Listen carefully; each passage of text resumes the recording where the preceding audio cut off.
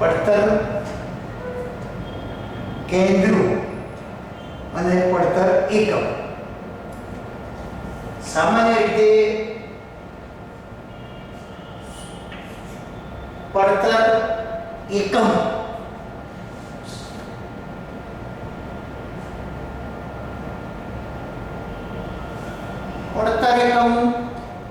એટલે કોઈ વસ્તુનું ઉત્પાદન થતું હોય અથવા કોઈ વસ્તુનું વેચાણ થતું હોય તો એને જેના વડે માપવામાં આવે એને સામાન્ય અર્થમાં પડતર એકમ કહેવાય.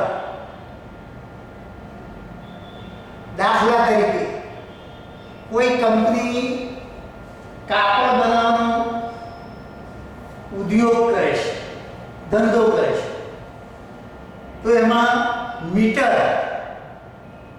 એ કાપડને માપવાનો એક એકમ કહેવાય. તો મીટર એ પડતરનું એક એકમ કહેવાય. કોઈ કંપની ટીવી સેટ બનાવવાનો બિઝનેસ કરે છે, તો એમાં સંખ્યા કેટલા ટીવી સેટ બનાયા તો એ પડતરનું એકમ કહેવાય. તો આ પડતર એકમ સામાન્ય રીતે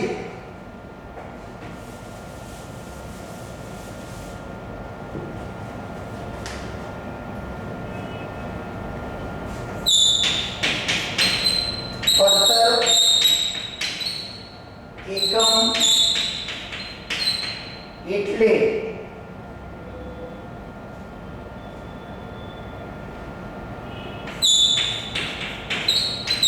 પડતર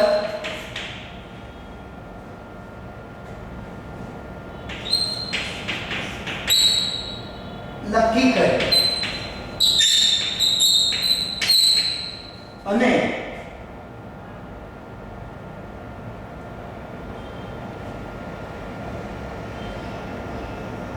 તેવી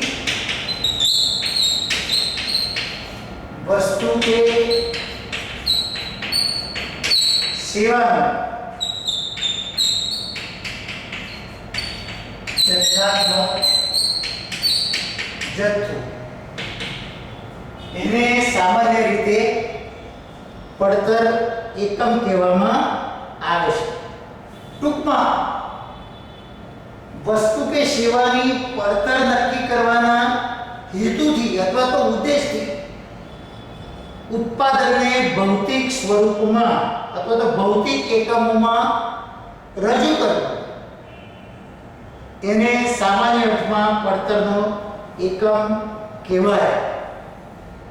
પડતરના એકમમાં વજન, સંખ્યા, લંબાઈ વગેરે કહી શકાય.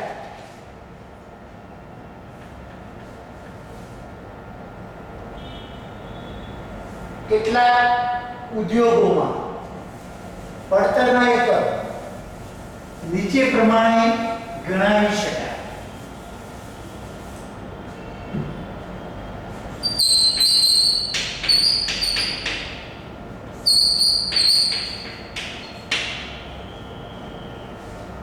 પહેલું છે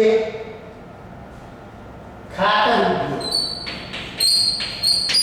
તો ત્યાં આગળ પડતરનું એકમ ટન. બીજી ઇન્ડસ્ટ્રી છે કેમિકલ્સ.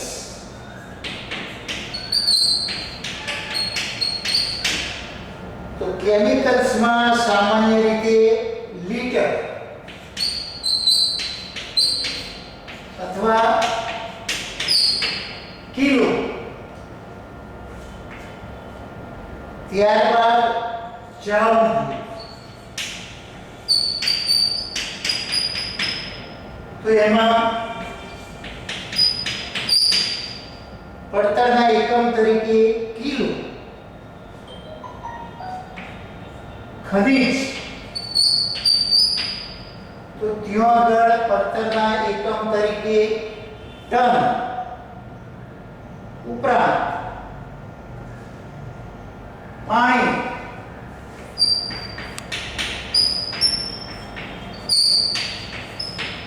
તો ત્યાં આગળ લીટરમાં પડતરના એકમ તરીકે કાઉન્ટ કરવામાં આવે છે. કાપડ તો મીટર અથવા તો કિલો એ પડતરના એકમ તરીકે ગણવામાં આવે છે. ઈંટ તો સંખ્યા અથવા તો નંગના આધારે પડતરનો એકમ ગણી લેવામાં આવે છે. રેલવે તો પેસેન્જર કિલોમીટર અથવા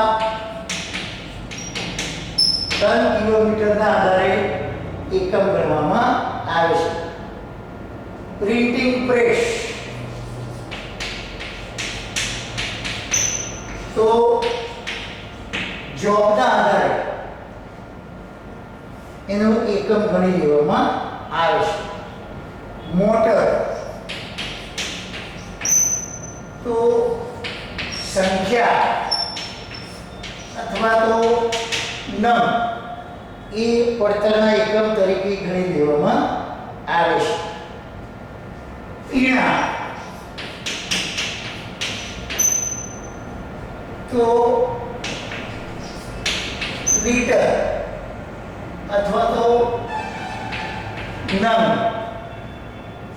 એના આધારે ગણી લેવામાં આવે છે. હોટલ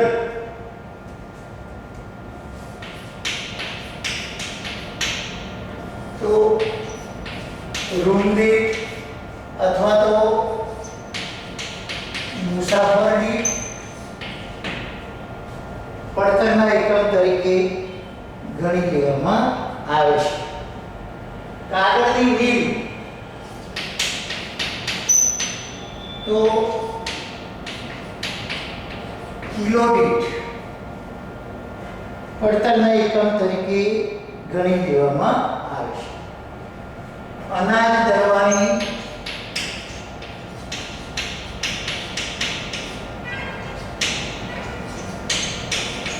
ઘંટી તો એમાં પડતરના એકમ તરીકે કિલો કાઉન્ટ કરવામાં આવે છે. ટૂંકમાં उत्पादित वस्तु के सेवाने પડતર નક્કી કરવાના ઉદ્દેશ્યથી જેના વડે માપવામાં આવે એને પડતરનો એકમ કહી શકાય. મેં તમને કહ્યું ને કે કાપડ બનાવતી મિલ હોય તો કેટલા મીટર કાપડ બનાવ્યું તો મીટર એ પડતરનો એકમ કહેવાય. ટીવી બનાવતી કંપની હોય તો કેટલા ટીવી બનાવ્યા મીન્સ કે નામ સંખ્યા એ ઇન્ડસ્ટ્રીમાં પડતરના એકમ તરીકે લઈ શકાય.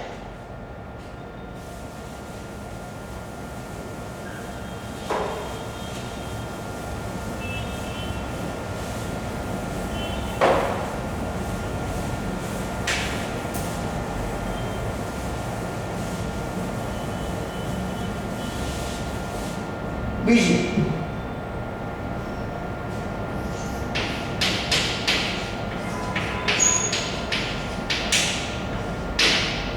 પડતર કેન્દ્ર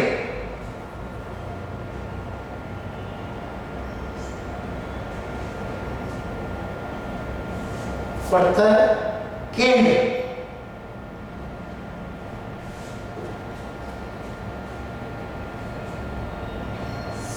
પડતર કેન્દ્ર સામાન્ય રીતે વ્યક્તિલક્ષી અથવા બિન વ્યક્તિ લક્ષી અથવા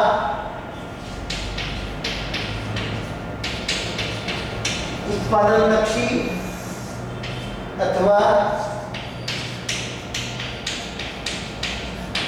સેવા લક્ષી એમ ચાર પ્રકારના હોય છે. સામાન્ય રીતે પડતર કેન્દ્ર એટલે જે વ્યક્તિ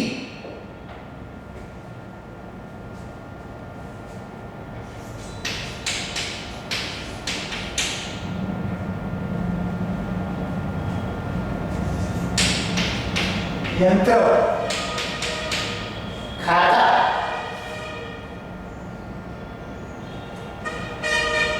જે વ્યક્તિ યંત્ર ખાતા કે અન્ય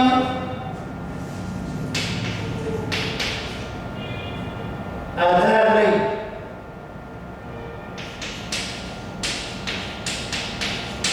પડતર એકત્ર કરવામાં આવે તેને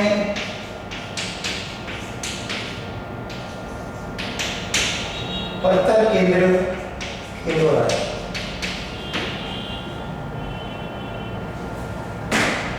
સામાન્ય રીતે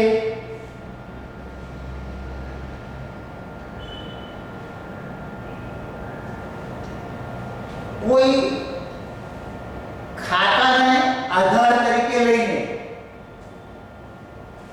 તે ખાતાની પડતર નક્કી કરવામાં આવે તો ત્યાં આગળ તે ખાતું એ પડતર કેન્દ્ર કહેવાય. કોઈ યંત્રને આધાર તરીકે લઈને એ યંત્રની પડતર નિર્ધારિત કરવામાં આવે તો ત્યાં આગળ યંત્રને પડતર કેન્દ્ર કહી શકાય.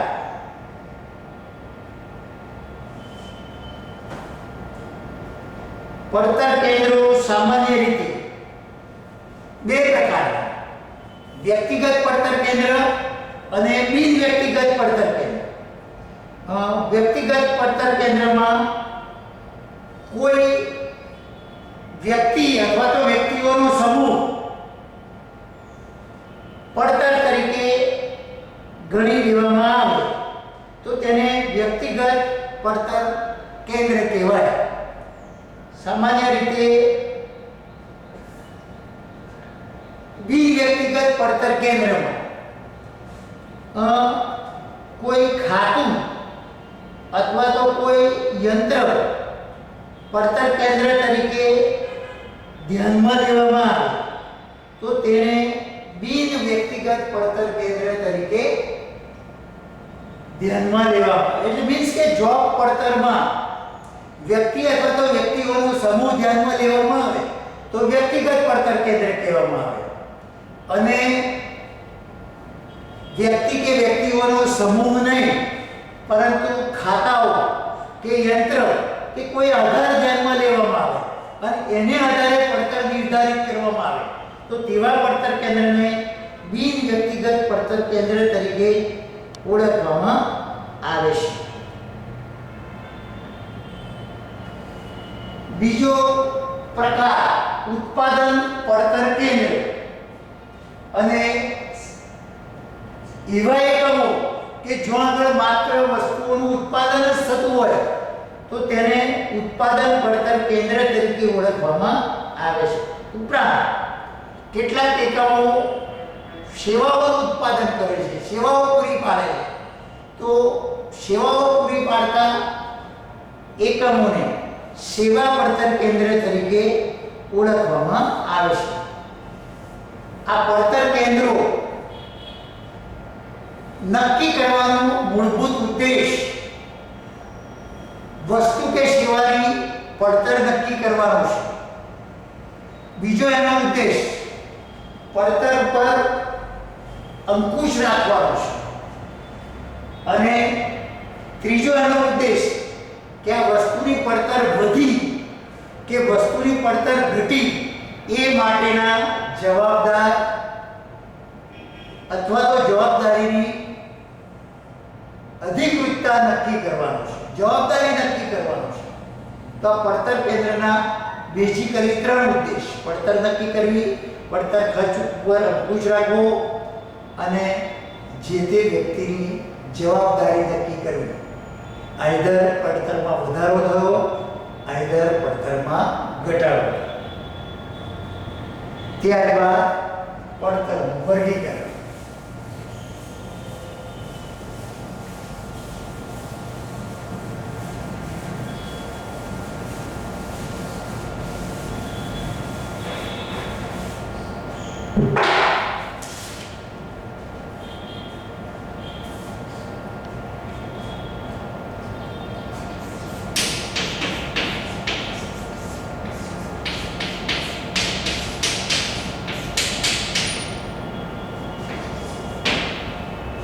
પહેલું છે પડતરના તત્વો પ્રમાણ.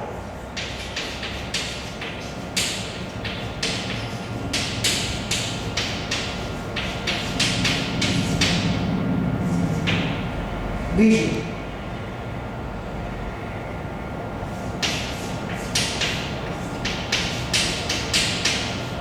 ગુણ અથવા કામગીરી પ્રમાણ. ત્રીજું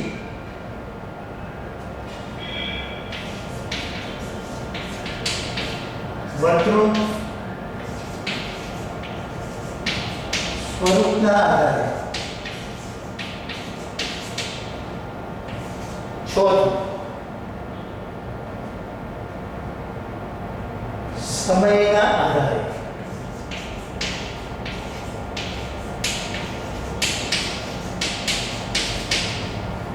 પાંચમું પેદાશ કે મુદતના આધારે.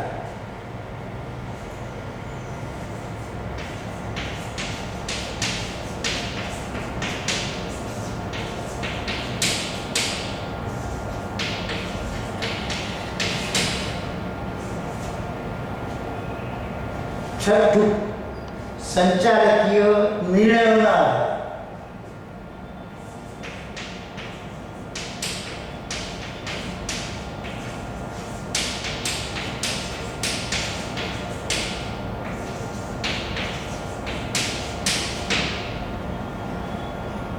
તો મિત્રો, પડતરનું વર્ગીકરણ બેઝિકલી 6 રીતે કરી શકાય. એક તો પડતરના ઘટકો અથવા તો પડતરના તત્વો પ્રમાણે. બીજું છે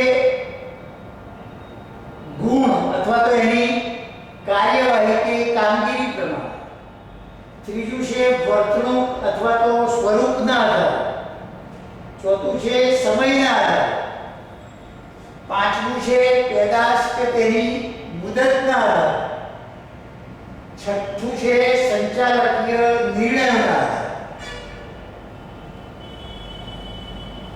સૌથી પહેલું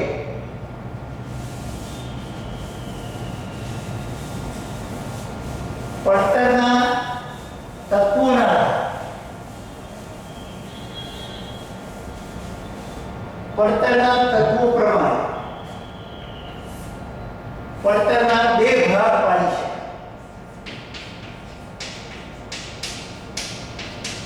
પ્રત્યક્ષ પડતર અને પરોક્ષ પડતર. પ્રત્યક્ષ પડતરના 3 ભાગ પાડી છે. પરોક્ષ પડતરના પણ 3 ભાગ પાડી છે. પ્રત્યક્ષ માલ સામાન, પ્રત્યક્ષ મજૂરી, સીધા ખર્ચ.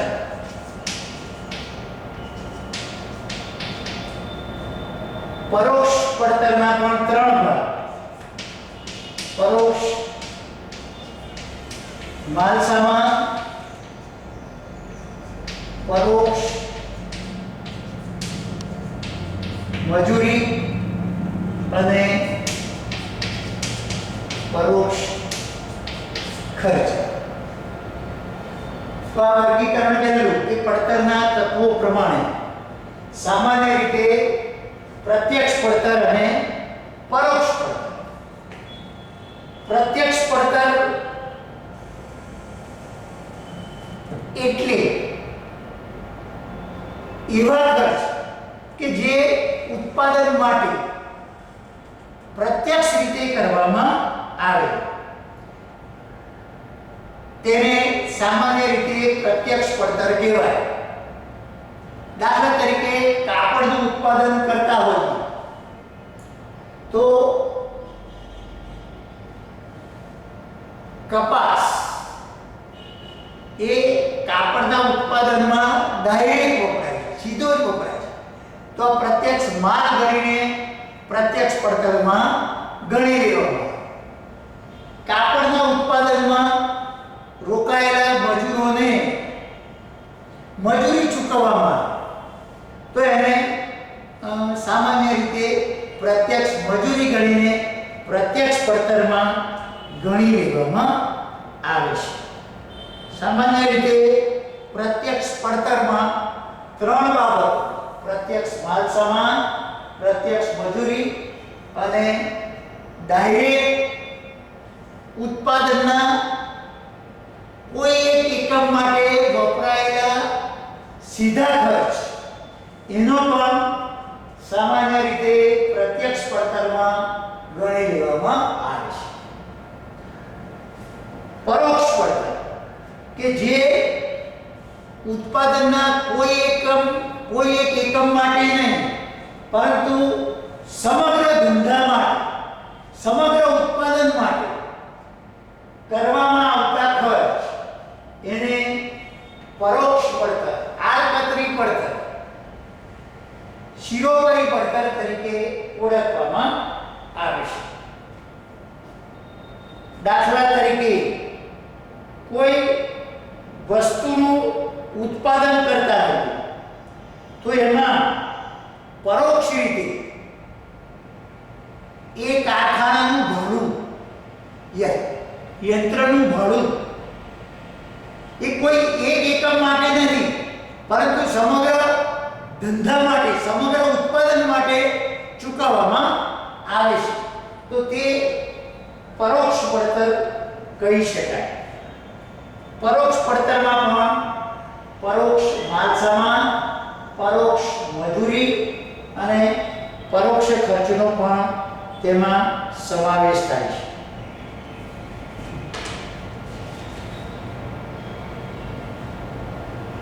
સીધા ખર્ચ. સીધા ખર્ચ એટલે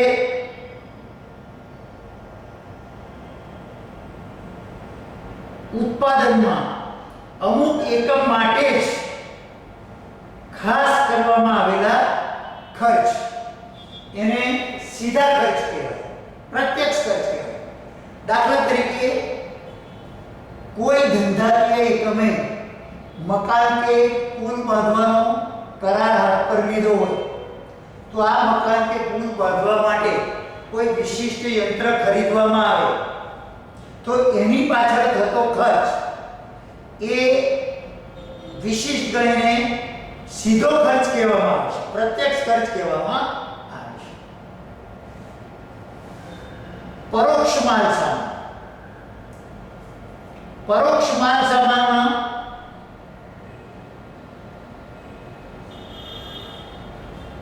ઉત્પાદનમાં સીધો માલ સામાન નહીં પરંતુ સમગ્ર ઉત્પાદન માટે કરવામાં આવતો હોય તો એવા ખર્ચને પરોક્ષ માલ સામાન કહેવામાં આવે છે. દાખલા તરીકે ખીલીઓ, ખીલા, ગેસ, ઓઇલ, લ્યુબ્રિકન્ટ, બગાર, તો આ બધા પરોક્ષ માલ સામાનમાં ગણી લેવામાં આવે. પરોક્ષ મજૂરી કે મજૂરીનો એવો ખર્ચ કે જે ઉત્પાદનના કોઈ એક એકમ માટે નહીં પરંતુ સમગ્ર ધંધાકીય એકમમાં અથવા તો સમગ્ર ઉત્પાદન માટે જે ખર્ચ ચૂકવવામાં આવે તો એને પરોક્ષ મજૂરી કહેવાય. દાખલા તરીકે કારખાનાના મેનેજરનો પગાર, કારખાનાના સુપરવાઇઝરનો પગાર એ પરોક્ષ મજૂરીમાં ગણી શકાય. અન્ય પરોક્ષ ખર્ચ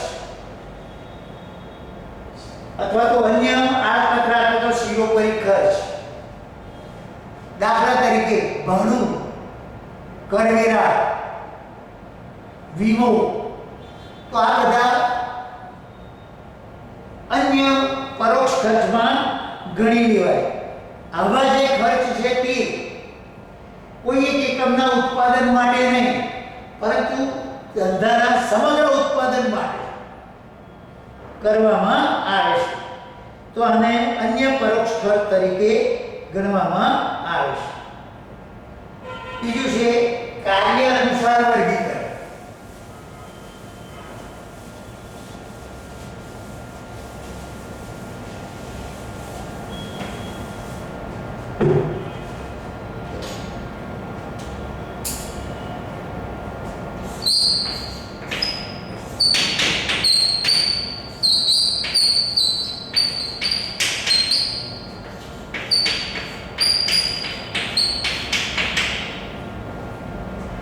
કાર્ય અનુસાર વર્ગીકરણમાં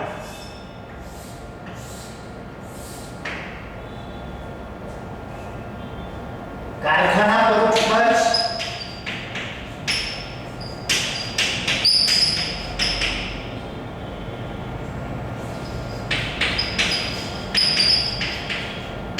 ઓફિસ વહીવટી,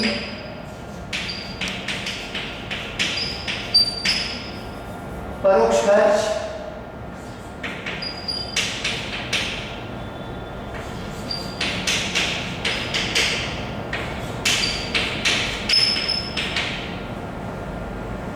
વેચાણ વિતરણ પરોક્ષ ખર્ચ.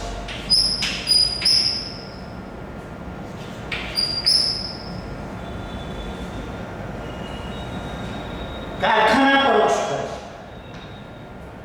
એવો ખર્ચ કે જે કારખાનાની ચાર દિવાલોની વચ્ચે જ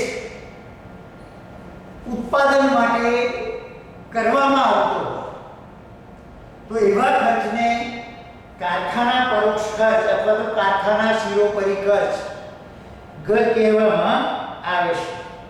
સામાન્ય રીતે કારખાના પરોક્ષ ખર્ચ ને ઉત્પાદન પરોક્ષ ખર્ચ તરીકે પણ ઓળખવામાં આવે છે. કારખાના પરોક્ષ ખર્ચમાં એક તો કારખાનાના મકાનનું ભાડું,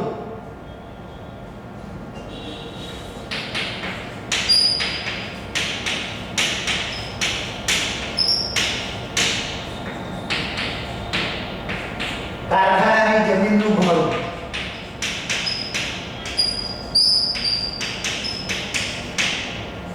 કારખાના મેનેજરનો પગાર,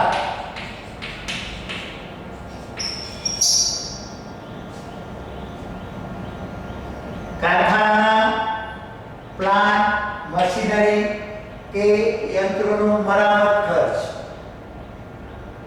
કારખાનાના યંત્રોનું વીમા પ્રીમિયમ ભરવાનો વીમા અંગેનો ખર્ચ, કારખાનાના સુપરવાઇઝરોને ચૂકવવાનો સુપરવિઝન ખર્ચ, ઉપરાંત પરોક્ષ માલ સામગ્રી, ઉપરાંત કારખાનાના યંત્રો ઉપર થતો ઘસારો, ઉપરાંત કારખાનામાં ચાલક બળ તરીકે પેટ્રોલ, ડીઝલ, ઉપરાંત કારખાનામાં યંત્રોને ચલાવવા વીજળીનો ખર્ચ, આ બધી જ બાબતો કારખાનાના પરોક્ષ ખર્ચમાં ગણવામાં આવે છે. કારખાના પરોક્ષ ખર્ચને પ્રાથમિક પડતરમાં ઉમેરવામાં આવે છે અને ઉમેરીને જે પડતર આવે તે કારખાના પડતર કહેવાય. અથવા તો પ્રાથમિક પડતરમાં કારખાનાના શિરોપરી ખર્ચ ઉમેરવાથી ધંધાકીય એકમને કારખાના પડતર મળે છે. ઓફિસ વહીવટી પરોક્ષ ખર્ચ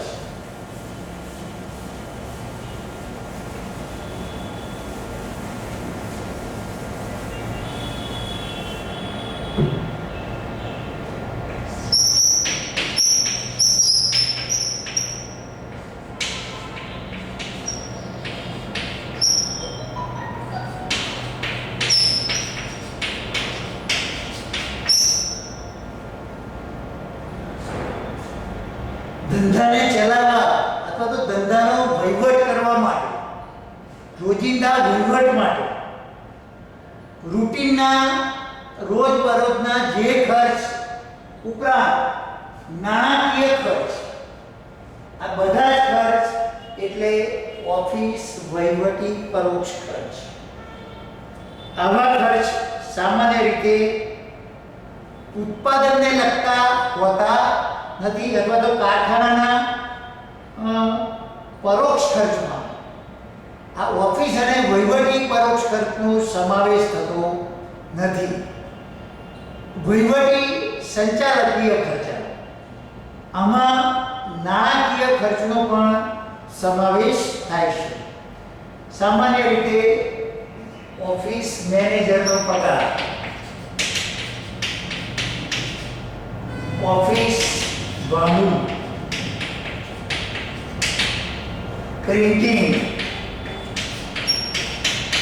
સ્ટેશનરી,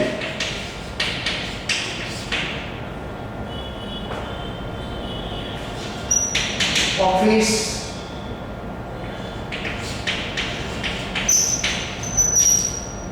ફર્નિચર ઉપરાંત ઓફિસ વીજળી,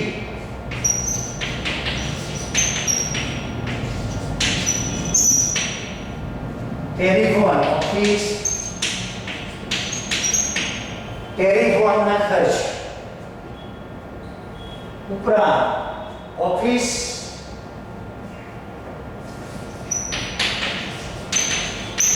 મિલકત સમારકામ,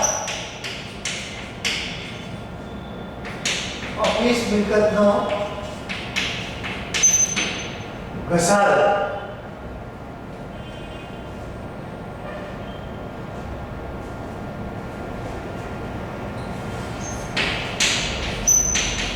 મરામત વિભાગ, ઓફિસ પરચુરણ ખર્ચ, આ તમામ ખર્ચનો સમાવેશ ઓફિસ અને વહીવટી ખર્ચમાં કરવામાં આવે છે. કારખાના પડતરમાં તમામ ઓફિસ અને વહીવટી ખર્ચ ઉમેરવામાં આવે અને જે પડતર આવે તેને ઓફિસ પડતર અથવા તો વહીવટી પડતર અથવા તો કુલ પડતર તરીકે ઓળખવામાં આવે છે.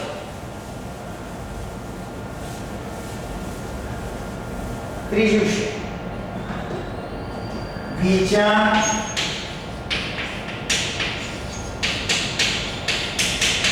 વિતરણ,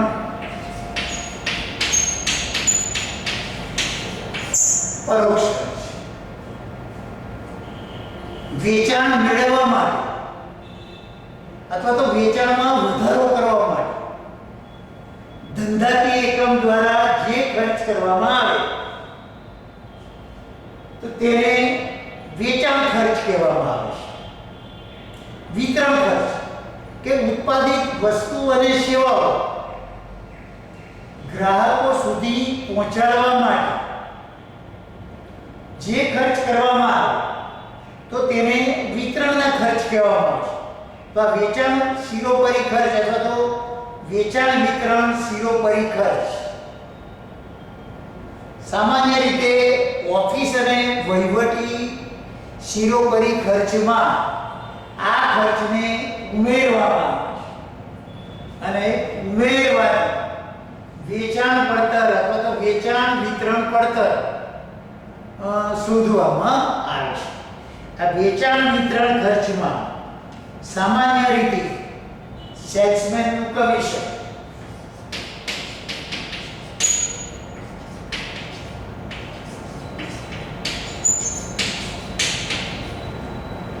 આપેલ વટા,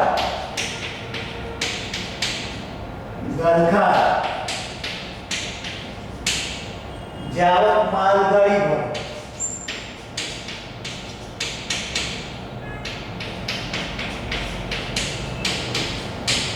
મુસાફરી ભથ્થું,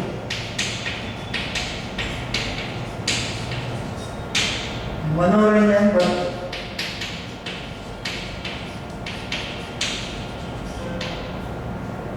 ઉપરાંત જાહેરાત ખર્ચ,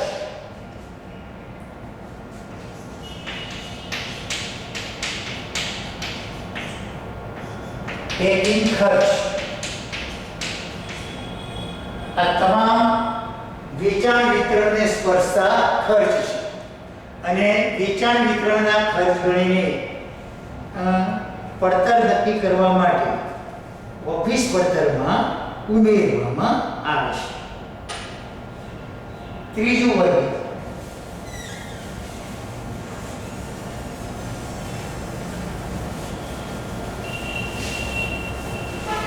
ગુણ પ્રમાણે અથવા તો વર્તણૂક પ્રમાણે.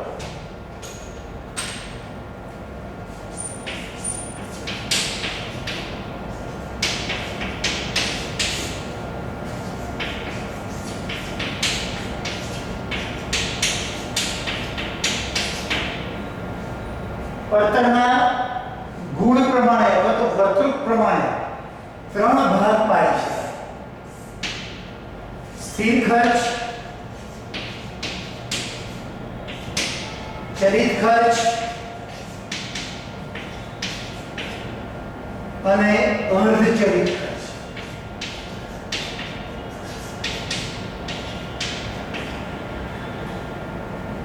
સ્થિર ખર્ચ એ સામાન્ય રીતે નામ પ્રમાણે ગુણ ધરાવે છે કે વસ્તુનું ઉત્પાદનમાં ફેરફાર થાય, મીન્સ કે વધારો થાય કે ઘટાડો થાય તો પણ આ ખર્ચમાં કોઈ બદલાવ આવતો નથી.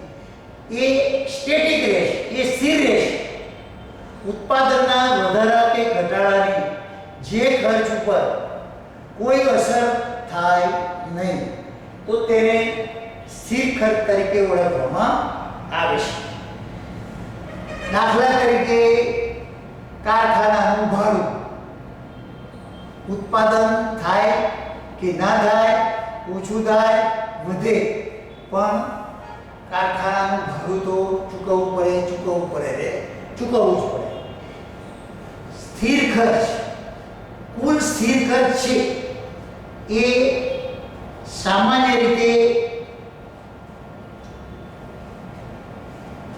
એકમોની સંખ્યા વધે તો કુલ ખર્ચ ઉપર અસર થતી નથી, પરંતુ એકમ દીઠ સ્થિર ખર્ચ ઘટે છે.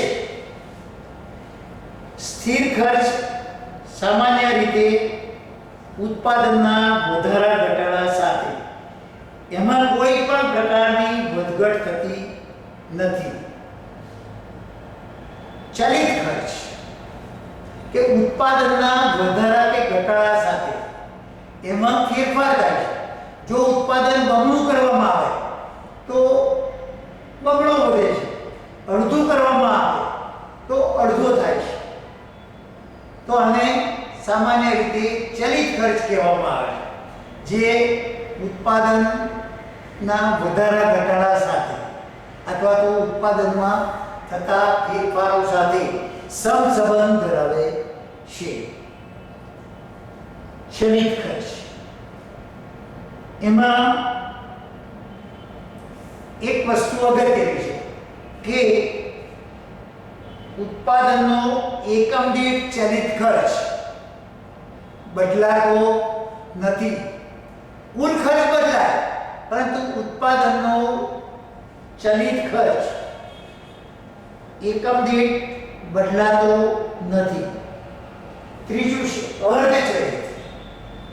અર્ધચલિત ખર્ચ એ એવો છે કે કેટલાક ખર્ચ એ એવા હોય છે કે જે સામાન્ય રીતે ઉત્પાદન પ્રમાણે બદલાતા નથી. અર્થાત ઉત્પાદનના પ્રમાણમાં જેટલો વધારો કે ઘટાડો થયો હોય તેના પ્રમાણમાં તે ખર્ચમાં વધારો કે ઘટાડો થતો નથી. તો આવા ખર્ચને સામાન્ય રીતે અર્ધચલિત કહેવાય. આવા ખર્ચ કેટલો સ્થિર ખર્ચનો ગુણ ધરાવે છે અને કેટલો અર્ધચલિતનો ગુણ ધરાવે છે. દાખલા તરીકે વીજળીના મીટર, વીજળી બિલ તો વીજળીના મીટરનું મહિનાનું પરમેનન્ટ ભાડું તો ક્લાયન્ટે ચૂકવવું પડે ને ચૂકવવું પડે. ઉપરાંત ક્લાયન્ટ મહિના દરમિયાન જેટલી વીજળીનો વપરાશ કરે તો તેને ચૂકવવું પડે. તો આ જે ખર્ચ છે એને અર્ધચલિતમાં કહેવાય. મીન્સ કે મીટર ભાડું એ સ્થિર ખર્ચ કહેવાય અને વપરાશી વીજળીનું ખર્ચ એ ચલિત ગણાય અને ઓવરઓલ અર્ધચલિત કહેવાય. ઉપરાંત ટેલિફોન, તો માસિક ટેલિફોનનું ભાડું તો મિનિમમ